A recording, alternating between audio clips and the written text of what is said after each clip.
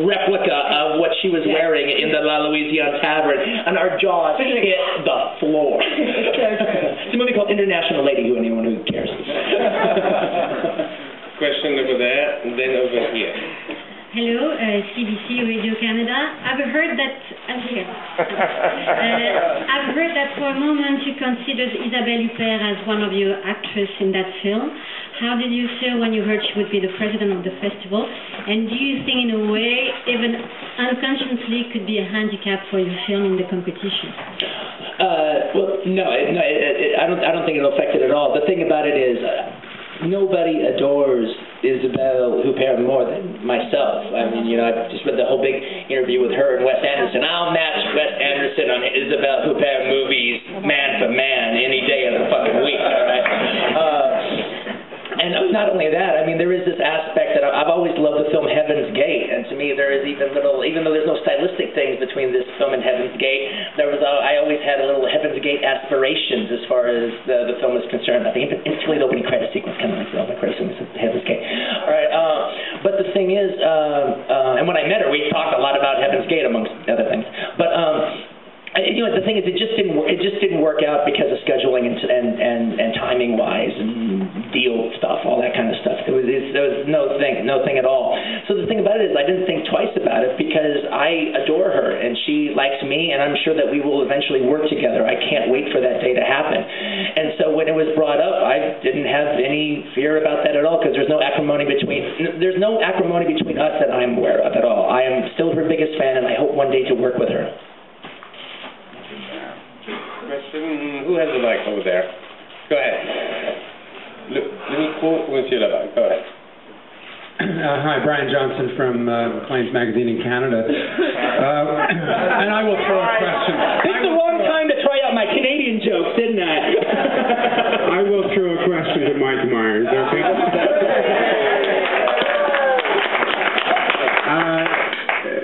Mike, what's it like acting in a film that... Hold on, go ahead.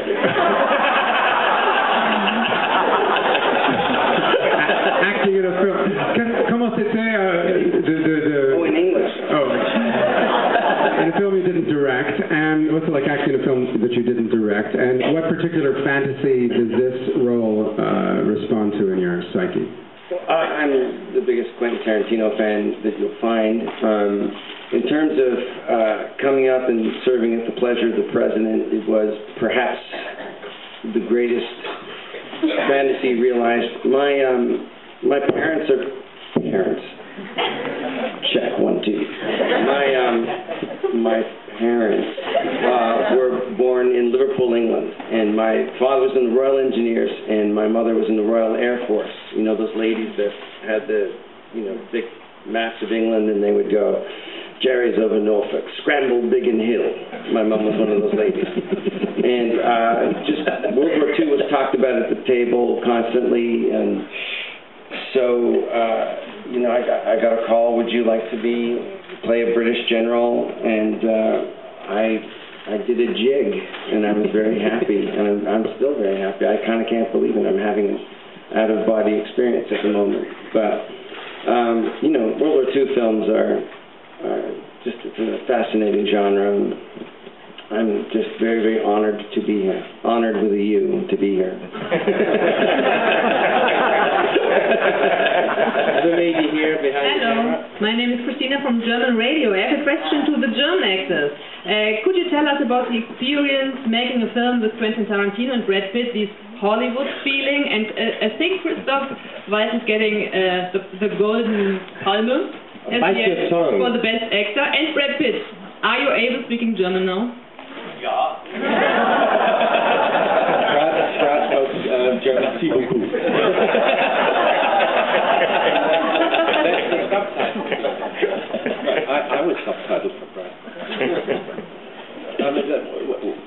The experience.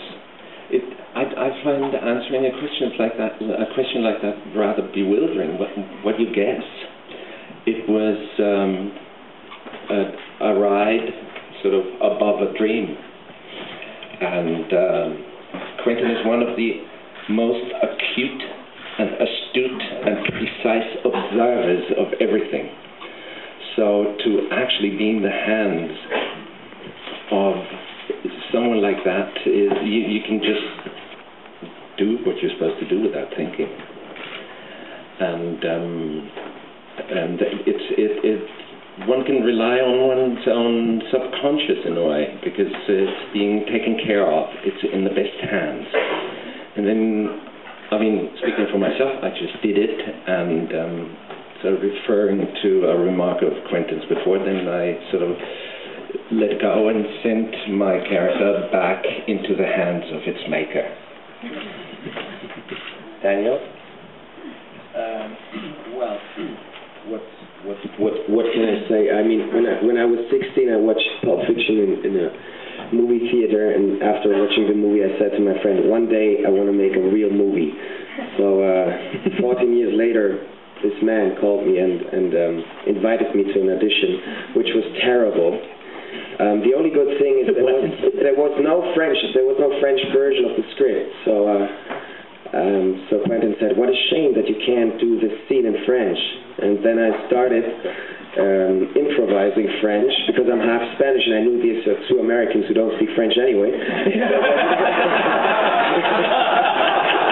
So the words that I didn't know, I just said them in Spanish. Now you know. And on the same day, Quentin called and offered me the part, and I appreciate that very much, the trust in me, and the work was just a pleasure and a huge experience for me. You know, I got to say about Daniel, I got to jump in here, and it's just the idea that, you know, Frederick Zoller is such an important character to the film, and I had never seen Goodbye Lenin, so I was watching these different films of different young German actors, and I've become very good friends with Tom Tickler, who not only is my friend, he actually translated for me the German the English, the dialogue into German for me for the film. I called him up to ask him, could you recommend a good translator for my dialogue? And he just said, I'll do it, because I know what you want. And so he said, you got to see Goodbye Lenin. And when I watched Goodbye Lenin, I was like, that's my Zoller.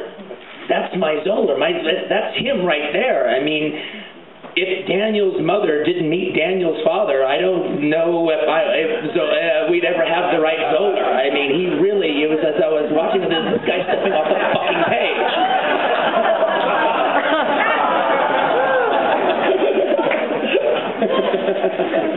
Okay, question over here. I would just like to add first, the German actors don't get the chance that a lot of others do to perform on an international scale like the Americans. And let me tell you, there's a good 3 or 4 other actors that are not here today that are August Steele, Till Schweiger, who were just amazing performances, and the 3 of us were talking about it. We went toe to toe, and we learned a few moves from these guys. So, it was a pleasure. They put it down.